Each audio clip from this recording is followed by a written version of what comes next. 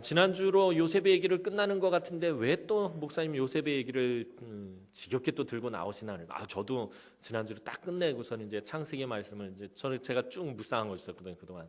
그래서 묵상하다 이제 딱 마무리를 짓고선 이제 끝났다 하고 돌아서는데 요셉이 갑자기 제 옷을 딱 잡는 거예요.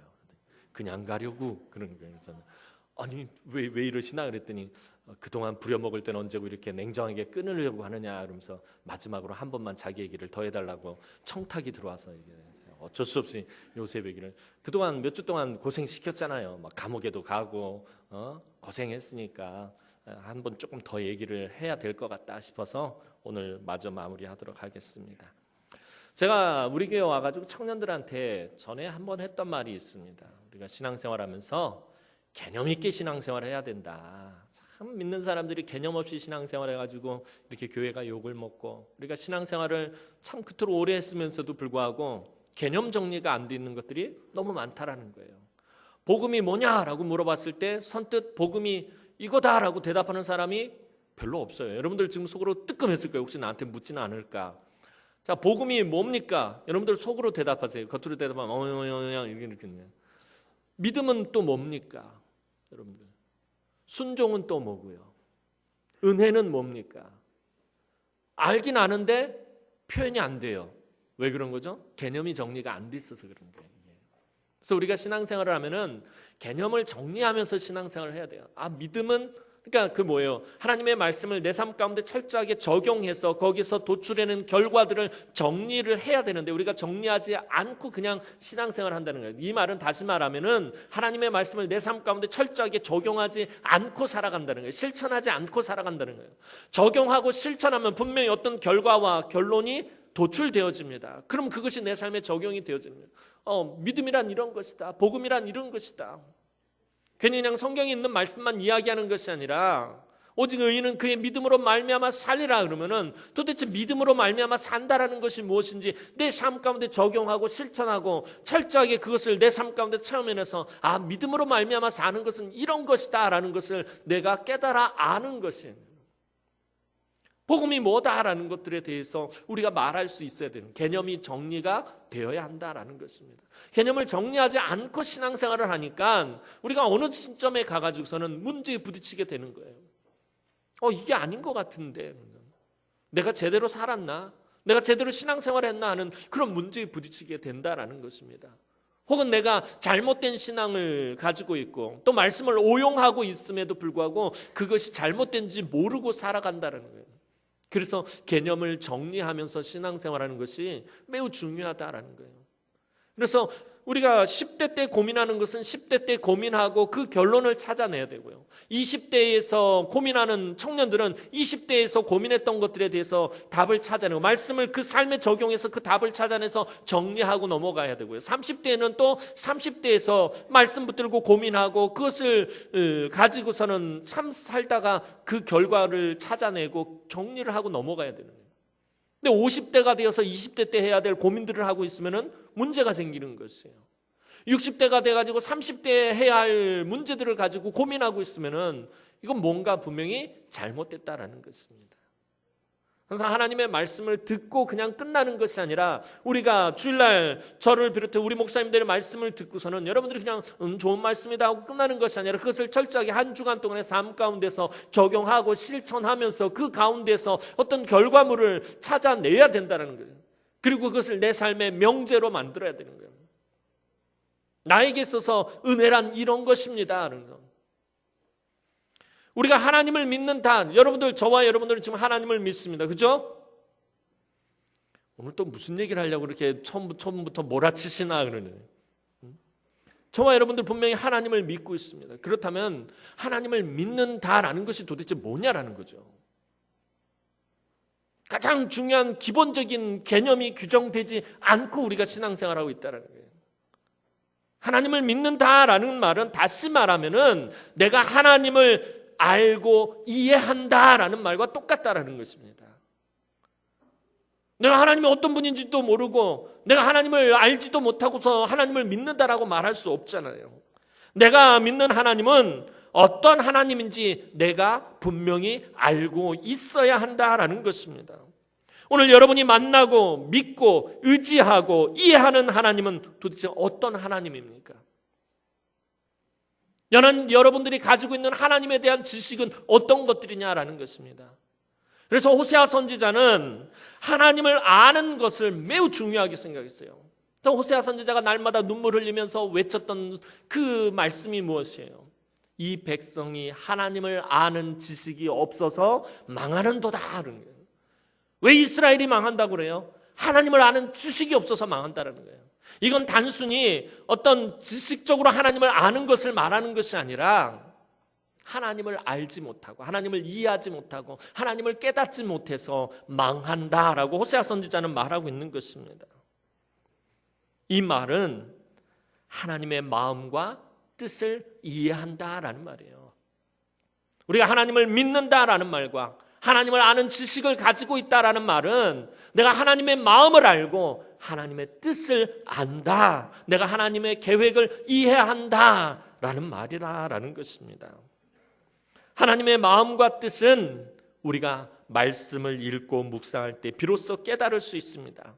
그리고 그것을 읽고 묵상하는 것으로만 끝나는 것이 아니라 내 삶 가운데서 그 말씀에 순종하고 그 말씀을 삶에 철저하게 적용하고 실천할 때 비로소 내가 제대로 하나님을 이해할 수 있게 된다는 거예요.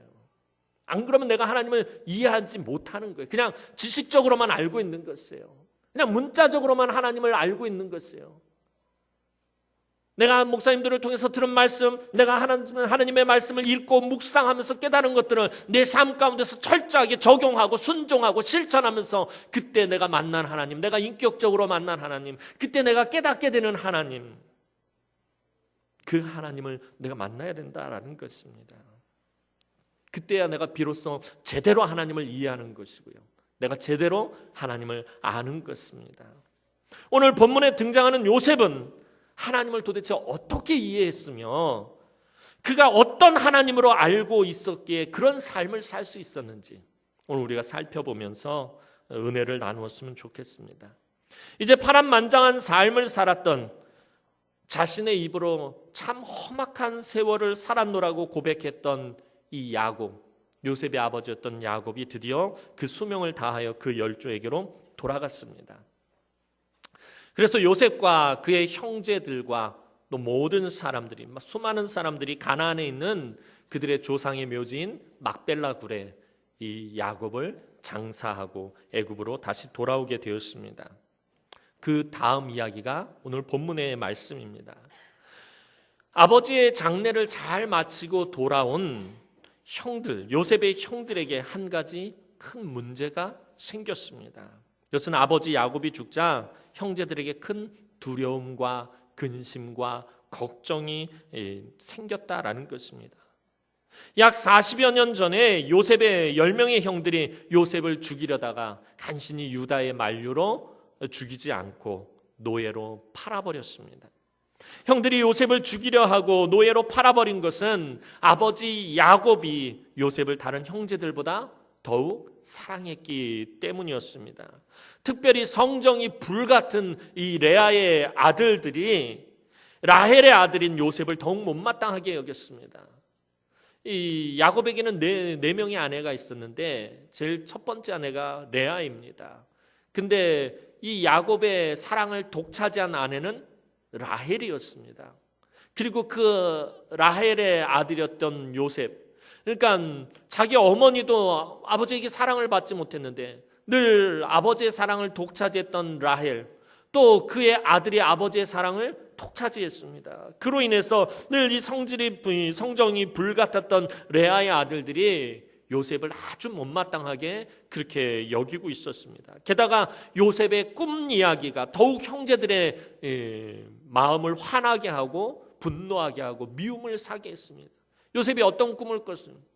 요셉이 그가 청소년의 시기에 어릴 때 한 가지 하나님께서 주신 꿈을 꿉니다.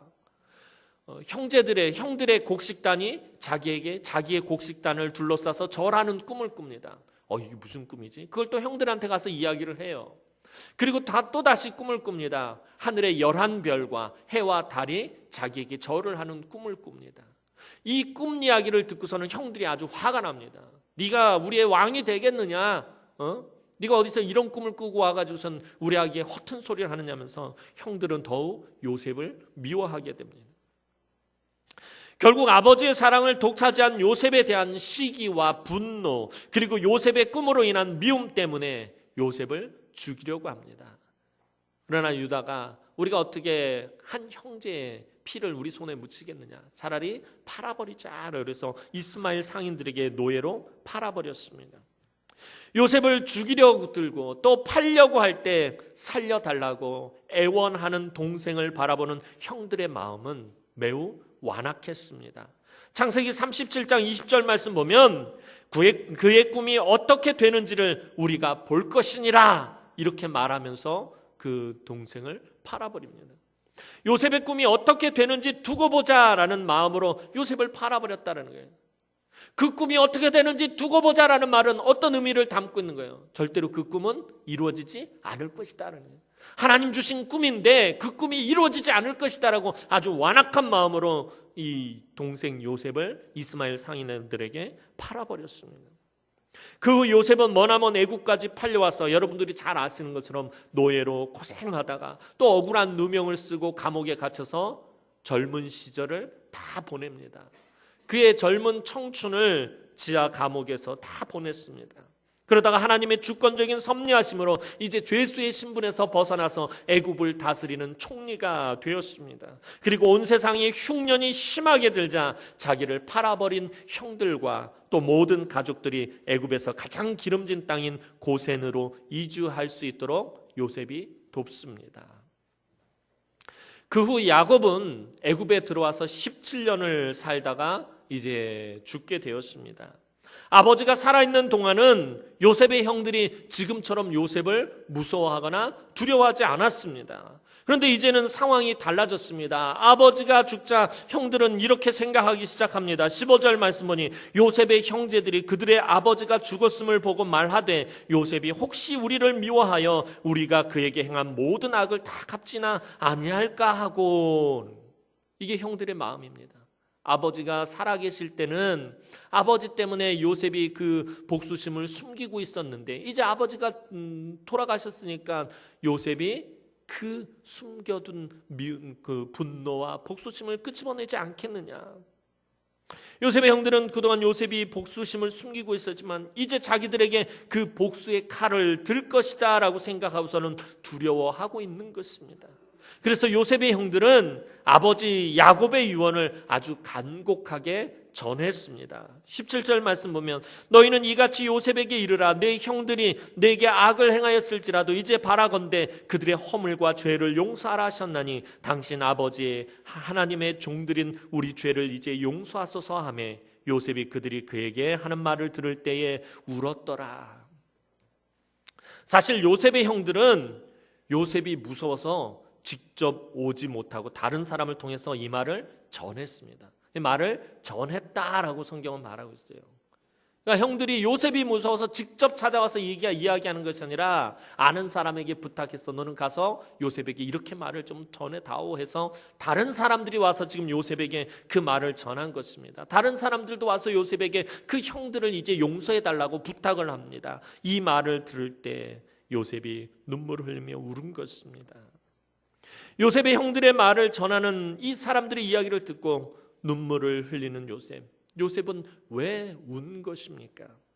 이제 형들이 자기들의 죄를 깨닫고 용서를 구하는구나.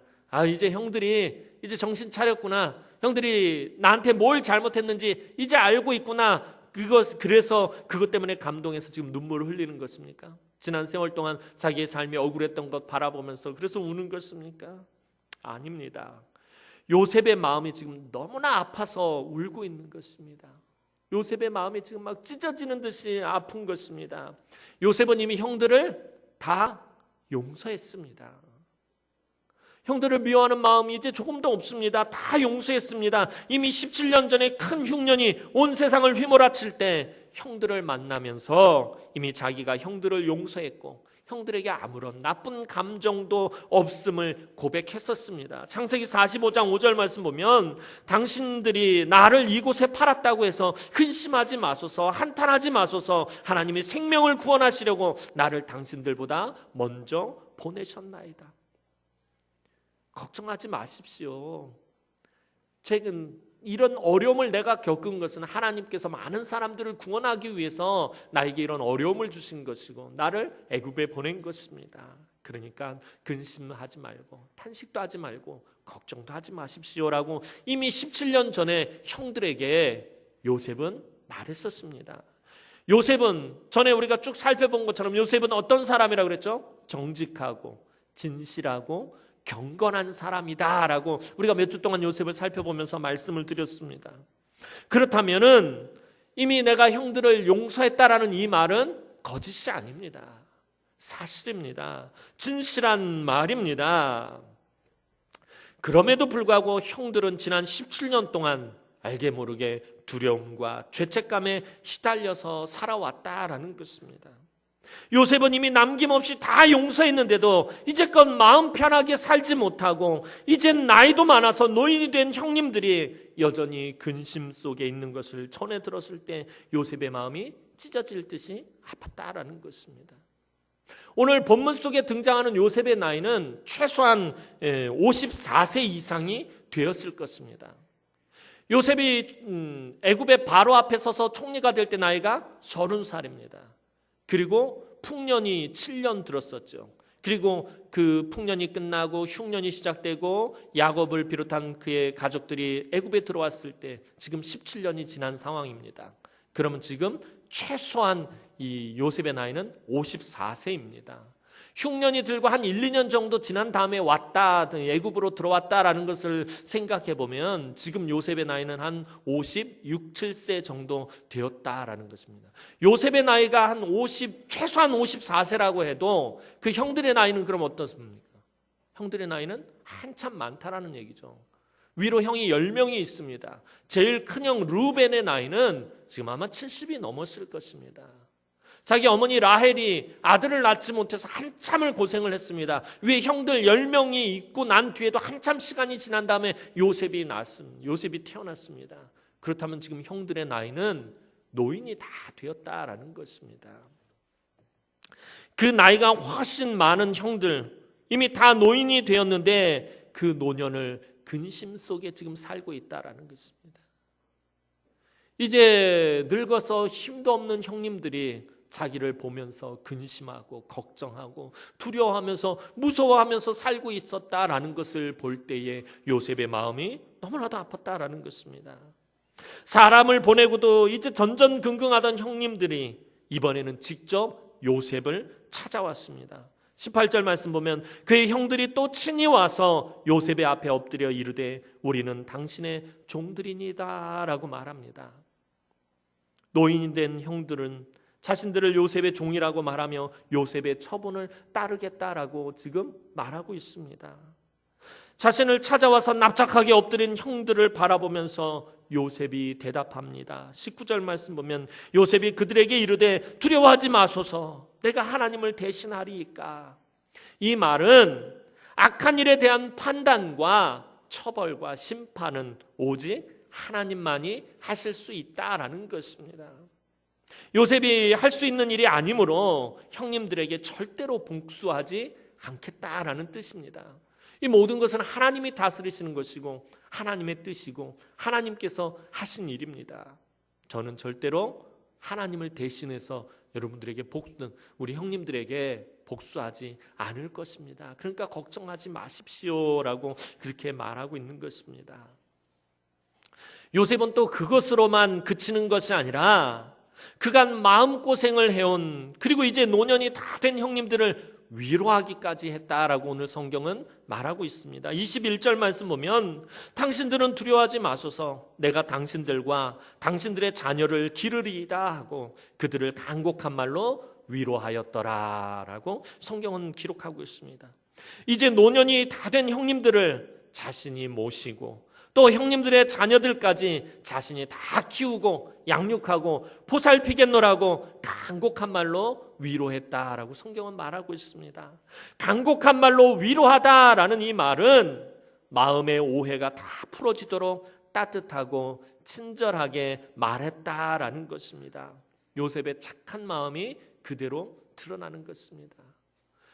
한번 생각해 보시기 바랍니다. 그렇게 혈기왕성했었고 다혈질이었고 불같은 성질을 가졌던 형들이 이제는 노년이 돼서 노인이 돼가지고 힘도 다 잃고 무서워서 근심 가운데서 마음 편하게 살지 못하는 그 모습을 바라보면서 요셉의 마음이 얼마나 아팠는지 모릅니다. 그래서 그 형들이 찾아와서 자기 앞에 납작하게 엎드렸을 때 그 형들을 붙들고서는 이러지 마십시오. 걱정하지 마십시오. 두려워하지 마십시오. 내가 형님들을, 이제 노년이 된 형님들을 내가 돌볼 것이고 형님들의 자녀들을 내가 키울 것입니다. 간곡한 말로 위로했다라는 것입니다. 그럼 하나님은 이 감동적인 이야기, 참 그 형들에 대한 이 착한 마음, 참 친절함과 이 선함을 가지고 있었던 이 요셉의 이야기를 왜 기록하신 것입니까?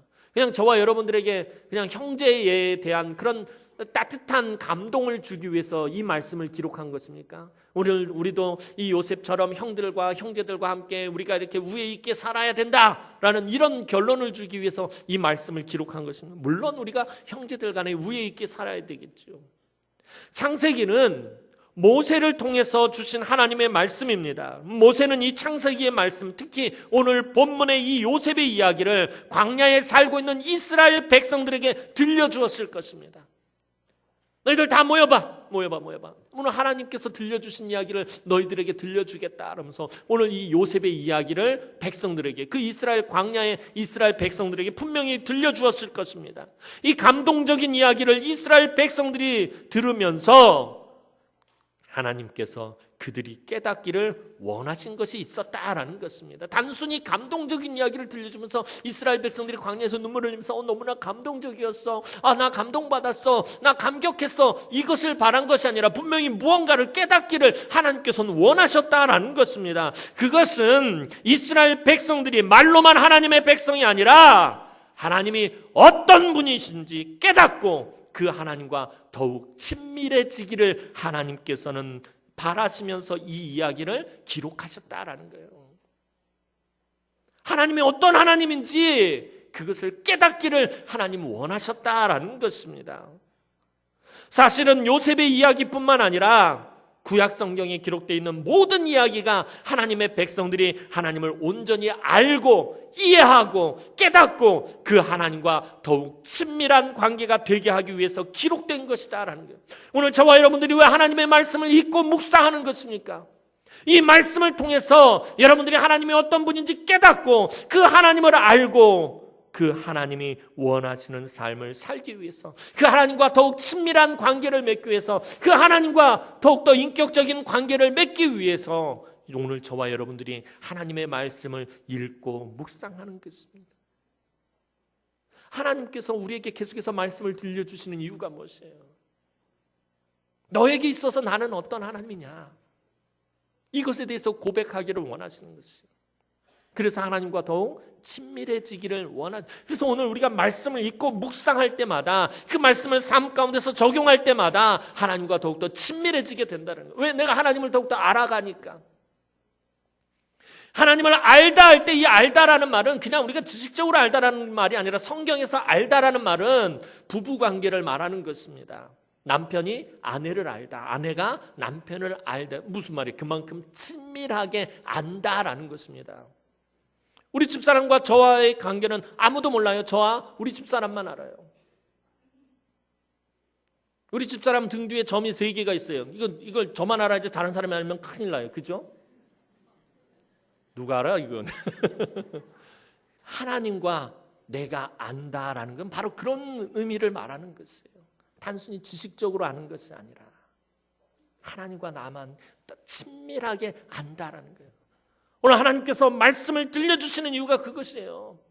하나님을 어떤 하나님인지 내가 알아서 그 하나님을 깨닫고 그 하나님과 더욱 친밀하게 되기를 하나님은 원하신다라는 것입니다. 그래서 구약에서 하나님을 소개할 때 자주 표현하는 말이 I am 이란 말이에요. 나는 뭐뭐이다 라는 거예요. 이런 표현을 하나님께서 매우 많이 쓰십니다. 나는 전능한 자라. 나는 스스로 있는 자다. 나는 자비로운 자다. 나는 보호하는 자다. 나는 너희를 돕는 자다. 나는 은혜와 평강을 베푸는 자다. 나는 질투하는 자다. 나는 너희를 사랑하는 자다.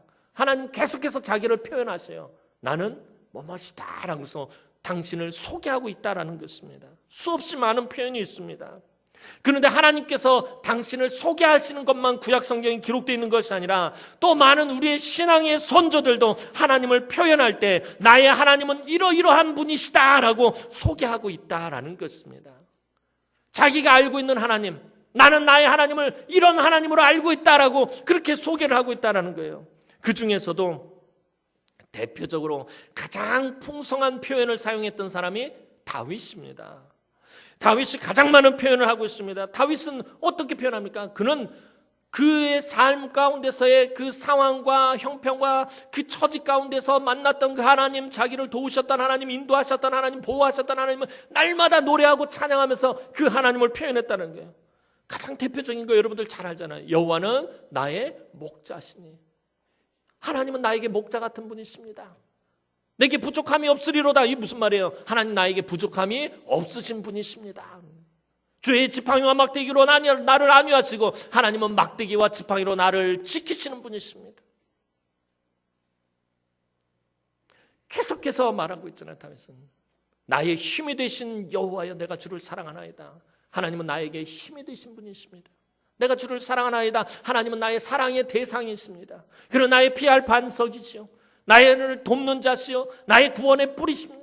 나의 하나님은 이런 분이십니다라고 끊임없이 다윗은 노래하고 있다라는 것입니다. 이 외에도 다윗은 자기가 경험하고 자기가 인격적으로 만난 하나님의 모습을 시편에서 계속해서 노래하고 있습니다. 이런 표현과 오늘 요셉의 이야기를 오늘을 살아가는 우리에게도 보게 하시고 들려주시는 것은 지금 말씀을 듣고 읽고 묵상하는 우리가 더욱 하나님을 잘 알아서 하나님을 잘 깨달아서 하나님과 더욱 친밀해지고 그분이 기뻐하시는 삶을 살기를 원하시기 때문이다라는 것입니다. 하나님을 알지 못하는데 우리가 어떻게 하나님이 기뻐하시는 삶을 살 수 있겠습니까? 하나님이 무엇을 기뻐하시고 무엇을 선하게 여기시고 무엇을 좋아하시는지 모르는데 어떻게 하나님 기뻐하시는 삶을 살고 하나님 선하게 여기시는 삶을 살 수 있겠느냐라는 거예요. 그것이 하나님을 경외하는 것이다 라고 제가 늘 말씀드리잖아요. 하나님이 무엇을 악하게 여기시는지, 무엇을 선하게 여기시는지, 무엇을 좋아하시는지, 무엇을 미워하시고 싫어하시는지, 무엇을 기뻐하시고 무엇을 슬퍼하시는지 알아야 한다는 거예요. 그래야지 오늘 우리가 온전한 신앙생활을 할 수 있다라는 것입니다. 그럼 요셉이 이해하고 요셉이 깨닫고 요셉이 알고 요셉이 만난 하나님은 어떤 하나님이냐라는 것이에요. 도대체 요셉이 만난 하나님은 어떤 하나님이길래, 요셉이 이해한 하나님은 어떤 하나님이기에 요셉이 이런 삶을 살 수 있었던 것입니까?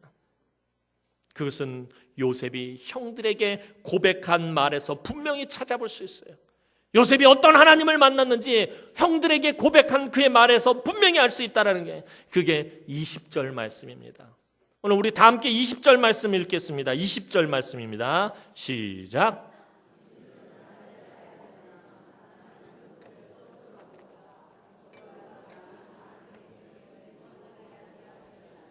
아멘. 지금 요셉이 말하는 하나님은 어떤 하나님이고 또 어떻게 세상을 주관하시는 분입니까? 하나님은 악을 선으로 바꾸시는 분이시다라고 오늘 요셉이 말하고 있어요. 요셉이 만난 하나님은 악을 선으로 바꾸시는 하나님이시다라는 것입니다. 사람의 어떤 완악한 생각과 계획도 하나님의 계획을 방해할 수는 없습니다. 요셉이 어릴 적 꾸었던 꿈은 하나님께서 장차 있을 온 세상의 환난에서 요셉을 구원의 도구로 사용하실 것을 미리 보여주신 것이었습니다. 요셉에게 주신 꿈대로 약속하신 대로 그 모든 것을 한치의 오차도 없이 이루시기 위해서 하나님은 형들이 요셉에게 행한 악한 일마저도 선으로 바꾸어서 하나님의 구원 계획에 사용하셨다라는 거예요. 요셉이 만난 하나님은 그거예요. 형들이 나에게 악을 행하고 내가 살아오면서 보디발의 집에서 악을 당하고 내가 어려운 일들을 당했지만 그가 끝까지 버틸 수 있었던 것, 그가 끝까지 믿음을 지킬 수 있었던 것은 요셉이 이해한 하나님, 요셉이 만난 하나님은 악을 선으로 바꾸시는 하나님이었기 때문에 지금 내가 아무리 악한 상황 가운데 놓여있다 할지라도, 내가 아무리 악한 형편과 처지에 놓여있다 할지라도 그 악한 일들을 선으로 바꾸시는 하나님, 그 하나님을 내가 이해했고 내가 만났고 내가 알았기 때문에 요셉이 그 힘든 상황 속에서 그가 믿음을 지키고 하나님의 약속을 붙들 수 있었다라는 것입니다. 그렇다면 왜 하나님은 요셉에게 꿈을 통해 자신의 계획을 보이시고 요셉의 형들이 요셉에게 행한 악을 선으로 바꾸신 것입니까? 또한 많은 형제들 가운데 왜 하필 요셉을 뽑아서 사용하신 것입니까? 왜 요셉을 사용하신 이유가 무엇입니까? 그것은 다른 이유가 아니라, 전에 요셉이 이야기를 하면서 분명히 말씀드렸죠. 다른 이유가 아니라 전적인 하나님의 은혜라는 것입니다. 하나님의 은혜입니다. 성경이 말하는 은혜는 뭐예요?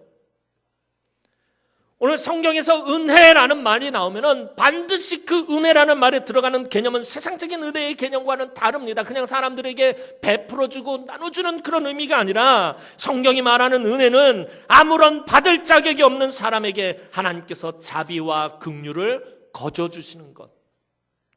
항상 은혜, 성경에 기록되어 있는 은혜라는 말이 나오면 자격이 없다라는 말이 포함되어지는 것입니다. 자격 없는 저와 여러분들에게 하나님께서 거저주시는 긍휼과 자비, 이것을 말하는 것입니다. 내가 하나님의 은혜로 구원받았습니다. 오직 하나님의 은혜로 내가 하나님의 자녀 되었습니다. 이 말 속에는 나는 구원받을 자격이 조금도 없는데 하나님께서 자비와 긍휼을 베푸셔서 거저 구원해 주셨습니다 라는 뜻이 담겨 있는 것입니다. 저와 여러분들이 입에서 늘 날마다 은혜라는 말이 나올 때는 은혜입니다, 이것이 은혜입니다, 이 모든 것이 은혜입니다, 내 삶은 다 하나님의 은혜입니다, 이 말에는 내가 자격이 없습니다 라는 말이 포함되어 있다라는 것입니다. 모든 것이 하나님의 은혜라고 말하면서 자기를 나타내고 자기를 주장하는 것은 벌써 그것은 하나님의 은혜를 부인하는 것입니다. 아유, 이게 다 하나님 은혜지요 그러면서 그거 내가 했는데, 이거 내가 했는데, 내가 하면서 자기를 나타내고 자기를 주장하는 건 하나님의 은혜를 부인하고 거절하는 것입니다. 모든 것이 하나님의 은혜라고 생각한다면 내가 교회에서 무엇을 했고 어떻게 헌신했고 어떻게 봉사했고 얼마나 오래 신앙생활을 했단 말은 일체 말할 필요가 없습니다. 모든 것이 하나님의 은혜이기 때문이에요. 나에게 아무런 자격이 없기 때문에 하나님만 아시면 되는 것입니다. 자꾸 자기를 드러내는 순간 하나님의 은혜가 내 삶에서 사라지게 되는 것입니다. 하늘의 상급도 덩달아서 잃어버리게 되는 것입니다. 이런 자격 없는 자의 은혜가 우리 믿음의 조상 아브라함에게도 베풀어졌고 이삭과 야곱에게도 베풀어졌고 오늘 요셉에게도 베풀어진 것입니다. 이 은혜로 하나님은 아브라함과 언약을 맺으셨고 이 은혜 때문에 하나님은 그 약속을 변함없이 지키시는 것입니다. 그리고 그 약속을 반드시 지키시기 위해서 악을 선으로 바꾸시는 놀라운 은혜를 베푸시는 것입니다. 이처럼 구원의 약속을 이루시기 위해서 구약의 역사 속에서 하나님은 바삐 움직이셨습니다. 하나님께서 그냥 쉬시고 가만히 계시고 저 먼 곳에서 떨어져서 그냥 발장 끼시고 우리들의 삶을 지켜보고 계신 것이 아닙니다. 하나님께서는 구약의 역사 속에서뿐만 아니라 신약의 역사 속에서 오늘 우리의 역사 속에서 바삐 움직이고 계시다라는 것입니다. 모세가 태어났을 때 모든 히브리 남자들을 죽여야 하는 악한 상황을 하나님은 선으로 바꾸어서 모세가 애굽의 궁궐에서 자라게 하시고 이스라엘 자손의 지도자로 사용하셨습니다. 다니엘 시대에 다니엘의 세 친구가 풀무불 속으로 던져지는 악한 상황을 하나님께서는 선으로 바꾸시고 그들을 구원하여 바사 제국 안에서 더욱 그들을 높이셨습니다. 또 에스더 시대 때의 유대인들을 다 죽이려는 악한 상황을 선으로 바꾸어서 도리어 유대인들을 구원하셨습니다. 이 외에도 구약의 모든 역사는 악을 선으로 바꾸시는 하나님의 은혜로 넘쳐나고 있습니다. 그리고 이 악을 선으로 바꾸시는 하나님의 은혜는 마침내 예수 그리스도께서 십자가에서 모진 고초와 고난을 다 당하시고 죽으셨다가 다시 살아나시는 데서 최고 절정을 이루신다라는 것입니다. 이 십자가의 사건이 악을 선으로 바꾸는 최고의 절정이요 하이라이트다라는 것입니다. 당신의 선하신 계획대로 구원하시기 위해 악을 선으로 바꾸시는 하나님, 바로 그 하나님이 요셉이 알고 요셉이 이해하고 요셉이 만났던 하나님입니다. 요셉이 만난 악을 선으로 바꾸시는 하나님을 알으라고 오늘 본문의 이야기가 기록되어 있는 것입니다. 요셉은 자기가 이해한 하나님을 자기의 삶에서 증거하는 삶을 살았습니다. 요셉은 그토록 자신을 미워하고 괴롭히고 죽이려고 하던 악한 형들을 오히려 용서하고 오늘 본문 말씀처럼 간곡하게 위로까지 했습니다. 그 형들과 그 자녀들까지 다 책임지겠다라고 말합니다. 형들의 마음에 용서함과 따뜻함과 사랑이 와 닿도록 진심으로 위로했습니다. 요셉도 악을 선으로 갚았습니다. 자기가 이해한 하나님은 악을 선으로 바꾸시는 분이시기 때문에, 내가 만난 하나님은 악을 선으로 바꾸시는 하나님이기 때문에 요셉은 그러한 삶을 살 수 있었다라는 거예요. 요셉에게 있어서 그의 신앙은 그렇게 개념이 정리가 된 것입니다. 그래서 그가 형들도 미워하지 않았고 포디발도 미워하지 않았고 포디발의 아내도 미워하지 않았고 또 그곳에서 자기를 잃어버린 술 맡은 관원장도 미워하지 않았던 것입니다. 악을 선으로 바꾸시는 하나님이 나의 하나님이시기 때문에 요셉은 그런 삶을 살 수 있었던 것입니다. 사랑하는 성도 여러분, 오늘 저와 여러분은 하나님을 어떤 분으로 이해하고 있습니까? 오늘 여러분들은 하나님을 어떤 하나님으로 알고 있습니까? 여러분은 어떻게 신앙을 고백하고 있습니까? 다시 말해서 여러분은 어떤 삶을 살고 있느냐라는 거예요. 내가 하나님을 믿는다라는 말은 다시 말하면 삶의 실천 부분까지 포함하는 거예요. 내가 어떤 삶을 사느냐까지 포함하고 있다라는 것입니다.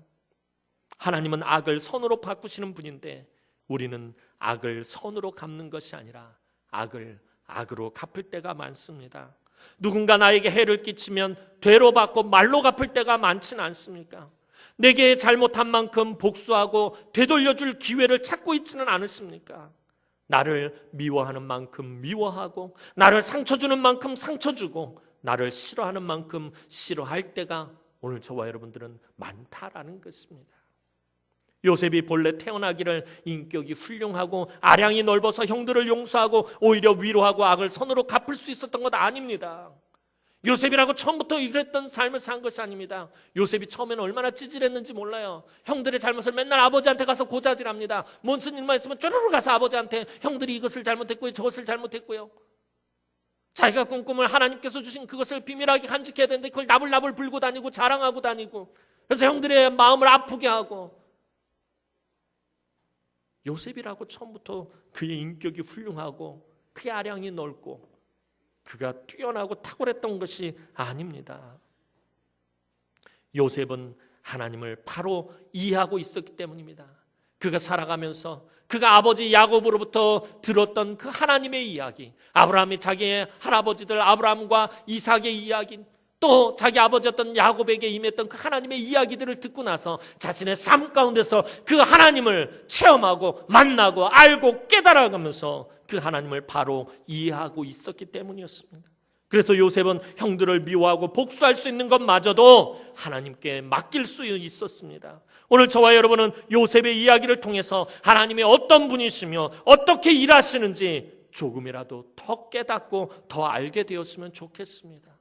오늘 말씀을 읽고 묵상할 때마다 하나님 나에게 이런 하나님이시구나, 오늘 하나님 내 삶 가운데서 이렇게 일하셨구나, 하나님 오늘 내 삶을 이렇게 인도하셨구나, 하나님 오늘 나를 이렇게 보호하셨구나, 날 이렇게 지켜주셨구나, 오늘 나에게 이렇게 공급해 주시고 오늘 나의 필요를 이렇게 채워주셨구나, 하나님 나에게 이런 하나님이시구나라는 것을 좀 더 알았으면 좋겠습니다.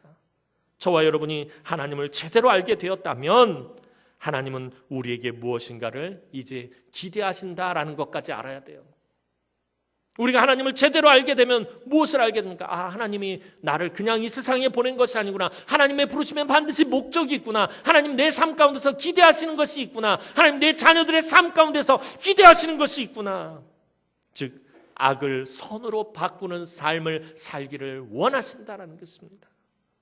우리가 이해하고 알게 된 하나님이 원하시고 기뻐하시는 삶을 살기를 하나님은 원하신다라는 것입니다. 로마서 12장 17절에서 사도 바울은 우리에게 아주 강하게 권면합니다. 아무에게도 악을 악으로 갚지 말고 모든 사람 앞에서 선을 도모하라. 사도 바울이 이해한 하나님도 바로 악을 선으로 바꾸시는 하나님이었다라는 것입니다. 사도 바울 사도행전을 보면 사도 바울이 그 선교행 전도 여행을 하는 가운데서 그가 얼마나 악한 상황들을 만납니까? 그러나 그 악한 상황들을 선으로 바꾸시는 하나님을 사도 바울도 말았다라는 것입니다. 하나님을 그렇게 이해한 것입니다. 매를 맞고 배척을 당하고 모욕을 당하고 죽을 뻔한 위기를 만나는 그 모든 악한 상황들을 선으로 바꾸시는 하나님을 바울도 경험했다라는 거죠. 바울이 알고 바울이 이해한 하나님도 악을 선으로 바꾸시는 하나님이었습니다. 사도 바울은 여기서 한 발자국 더 나아갑니다. 로마서 12장 21절 말씀 보면 악에게 지지 말고 선으로 악을 이기라 라고 사도 바울은 오늘 우리에게 명령합니다. 우리가 사랑하고 용서하고 선을 베푸는 것은 영적 전쟁이다라는 것입니다.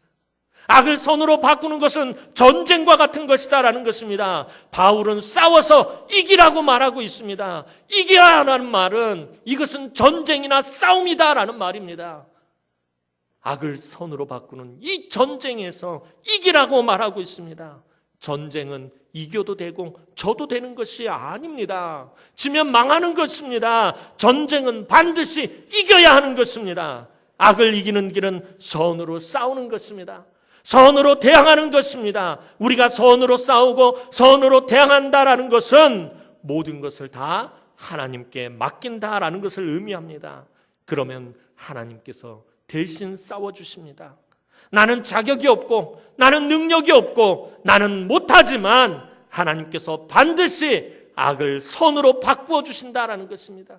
내 삶 가운데 있는 그런 악한 상황들, 나는 할 수 없고 나는 자격이 없고 나는 능력이 없지만 하나님께서 그 악을 선으로 반드시 바꾸어 주십니다. 오늘 예배하는 저와 여러분이 바로 이러한 하나님을 알고 만나고 돌아가기를 소망합니다. 이 한 주간도 이 세상에서 살아갈 때 악을 선으로 바꾸시는 하나님께서 여러분의 모든 악한 상황과 형편과 처지를 선으로 바꾸심으로 하나님의 그 풍성하신 은혜가 우리 사랑하는 남흥의 성도들에게 충만하기를 주님의 이름으로 축원합니다. 기도드리겠습니다. 사랑과 은혜가 많으신 아버지 하나님, 은혜와 사랑을 진심으로 감사를 드립니다. 오늘도 요셉이 만난 그 하나님, 요셉이 이해한 하나님, 악을 선으로 바꾸시는 하나님, 오늘 그 하나님이 오늘 우리의 하나님 되심을 우리가 고백합니다. 오늘 사랑하는 남흥의 귀한 권속들에게 악을 선으로 바꾸시는 그 하나님을 이해하고 바로 알고 깨달아서 그 삶 가운데서 하나님과 더욱더 친밀해지고 하나님 기뻐하시는 삶을 살게 하여 주옵소서. 감사를 드렸고 예수님의 이름으로 기도하옵나이다. 아멘.